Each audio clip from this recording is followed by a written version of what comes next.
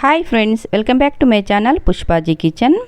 మరి వానాకాలం మొదలైంది కాబట్టి అలా వానలు పడుతూ ఉంటే ఇంట్లో వేడివేడిగా ఏవైనా బజ్జీలు, గారెలు, వడలు ఇలా ఏవైనా చేసి తినాలనిపిస్తుంది కదా. అందుకని కొత్తగా నేను ఈరోజు మైసూర్ పప్పుతోటి గారెలు చేస్తున్నాను. ఇవి చాలా బాగుంటాయి. మరి ఇవి ఎలా చేయాలో చూద్దాము. ఇక్కడ నేను 2 కప్పుల వరకు మైసూర్ పప్పు తీసుకున్నాను. ఎర్రపప్పు అని కూడా అంటారు. ఇప్పుడు ఈ మైసూర్ పప్పు అంతటా దొరుకుతుంది. ముందు మైసూర్ పప్పు అంటే తెలంగాణలో ఎక్కువగా వాడకపోదురు, కానీ ఈ మధ్య మైసూర్ పప్పుని కూడా చాలామంది వాడుతున్నారు. ఈ పప్పుని నీళ్ళతోటి శుభ్రంగా 2-3 సార్లు కడిగేసుకొని రెండుగా నీళ్లు వేసి 4 గంటల పాటు నానబెట్టుకోవాలి.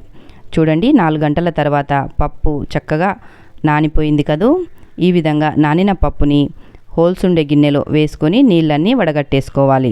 ఒక 10 నిమిషాలు పక్కన ఉంచితే నీళ్ళన్నీ చక్కగా అడిచిపోతాయి.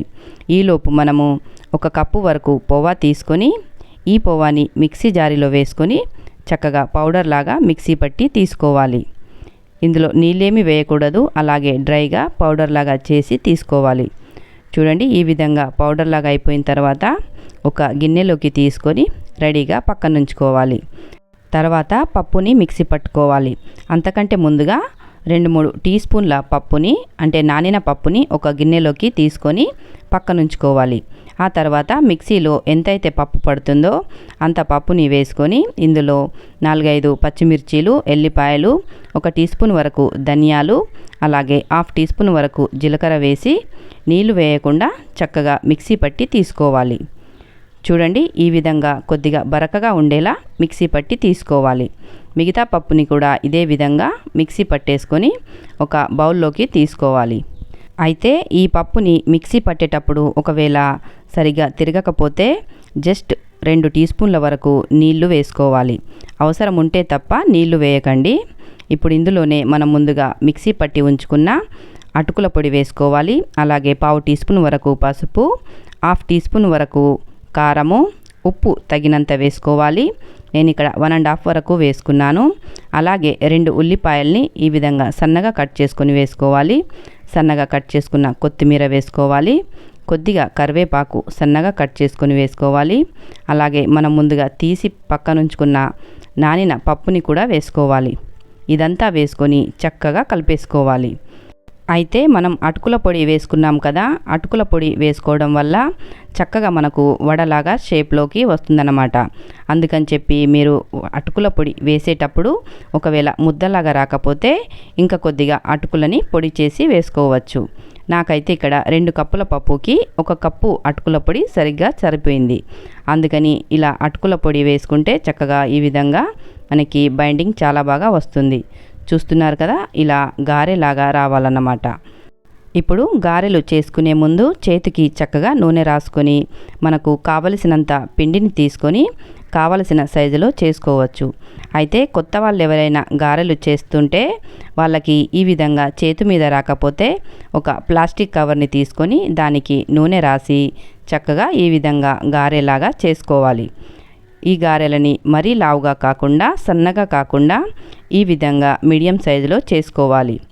చూస్తున్నారు కదా, ఈ విధంగా మనకి ఒకసారి ఆయిల్లో ఎన్నైతే వేస్తామో అన్ని చేసుకుని తర్వాత డీప్ ఫ్రై చేసుకోవాలి. ఇక్కడ నేనైతే స్టవ్ పైన ఆయిల్ ముందుగానే పెట్టేసుకున్నాను. ఆయిల్ చక్కగా వేడైన తర్వాత ఒక్కొక్కటిగా మెల్లిమెల్లిగా ఈ విధంగా గారెల్ని అందులో వేసుకోవాలి. వేసుకున్న తర్వాత వెంటనే కలపకుండా కొద్దిసేపటి తర్వాత వీటిని ఇంకో పక్కకి తిప్పుకోవాలి. ఈ విధంగానే అటు ఇటు తిప్పుతూ చక్కగా వీటిని డీప్ ఫ్రై చేసుకోవాలి. మరి మీలో ఎవరైనా ఈ మైసూర్ పప్పు గారెలని ముందుగానే చేసి ఉంటే నాతో కామెంట్స్లో షేర్ చేసుకోండి. మనము ఎప్పుడైనా శనగపప్పు, మినపప్పుతోటి గారెలు, వడలు చేస్తూ ఉంటాం కదా. మరి ఈసారి మీరు ఒకసారి ఇలా మైసూర్ పప్పుతోటి గారెలను చేసి చూడండి, చాలా బాగుంటాయి. ఈ విధంగా చక్కగా గోల్డెన్ కలర్ వచ్చాక తీసేసుకోవాలి. అన్ని గారెలు ఇదే మాదిరిగా చేసి తీసుకోవాలి. వీటిని లైట్గా ఫ్రై చేయకూడదు. ఈ విధంగానే ముదురు రంగులోనే ఫ్రై చేసి తీసుకోవాలి. అప్పుడే మనకి క్రంచీగా, టేస్టీగా చాలా బాగా వస్తాయి. ఫైనల్గా గారెలని చేయడం అయితే అయిపోయాయి. వీటిని గారెలని లేదా వడలని కూడా అనొచ్చు. ఇలా ఈ గారెల్ని చూస్తుంటే నోరూరుతుంది కదూ. మరి ఆలస్యం చేయకుండా మీరు కూడా మీ ఇంట్లో మైసూర్ పప్పుతోటి ఈ విధంగా గారెలను ట్రై చేసి చూడండి, చాలా బాగుంటాయి. మరి మీకు ఎలా కుదిరాయో నాతో కామెంట్స్లో షేర్ చేసుకోండి.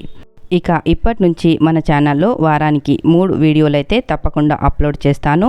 మరి మీరు తప్పకుండా నా ఛానల్ని ఫాలో అవ్వండి. మరి కొత్తవారు ఎవరైనా నా ఛానల్ని సబ్స్క్రైబ్ చేయకపోతే ప్లీజ్ సబ్స్క్రైబ్ చేసుకోండి. మీ ఫ్రెండ్స్కి రిలేటివ్స్కి షేర్ చేయండి.